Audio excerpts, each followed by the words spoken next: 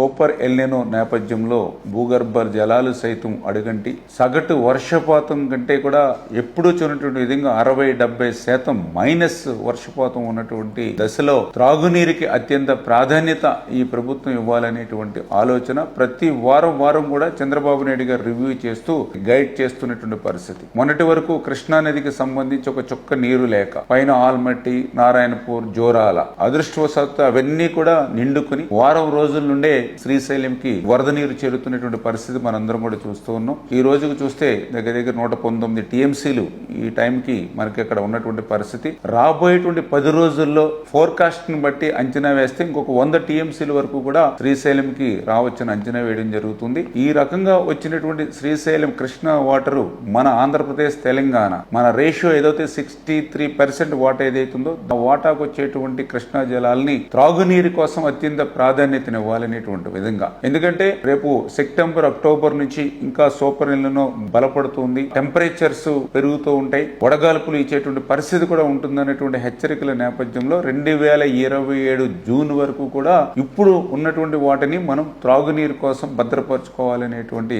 ఆలోచన చంద్రబాబు నాయుడు గారు ఇచ్చినటువంటి మరి గైడ్ లైన్స్ ప్రకారమే ఈ రోజు కూడా హంద్రీనివాకి ఒక 13 టీఎంసీల వరకు కూడా ఆ రిజర్వాయర్ లో త్రాగునీటి కోసం నింపుకుని రిజర్వ్ చేసుకోవాలని ఈ రోజు విడుదల చేయడం జరిగింది. అదేవిధంగా పోతిరెడ్డిపాడు ద్వారా కూడా గాలేరు నగరికి గాని అదేవిధంగా తెలుగు గంగకు గాని దగ్గర ఒక 20 టీఎంసీల నీరు కూడా విడుదలను రేపటి నుంచి చేసి అది కూడా డ్రింకింగ్ వాటర్ కోసమే 2027 జూన్ వరకు కూడా భద్రపరచుకోవాలని చెప్పేసి కూడా స్పష్టంగా అధికారులకు కూడా ఆదేశాలు ఇచ్చామని చెప్పి తెలియజేసుకుంటూ నాగార్జున సాగర్ కు సంబంధించి ఈ రోజుకి కూడా ఇంకా 175 టీఎంసీల నీరు ఖాళీగా ఉంది రిజర్వాయర్. అంచేత డ్రింకింగ్ వాటర్ కు సంబంధించి Nagarjuna Sagar right canal and left canal కు సంబంధించి 32 టీఎంసీల నీరు త్రాగునీరుకి అవసరమని డిమాండ్ అని గుర్తించి దాన్ని కూడా అక్కడ డ్రింకింగ్ వాటర్ పర్పస్